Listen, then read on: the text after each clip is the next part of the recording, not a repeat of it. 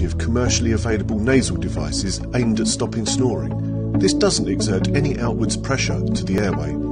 The packaging states it works using the ancient Chinese medicine of magnetic therapy. When inserted, the fit was secure, but it did cause an occasional uncomfortable tickling sensation inside the nose.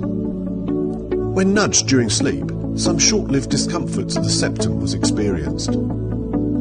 In our tests, the claimed magnetic therapy wasn't sufficient to make this device effective at stopping snoring.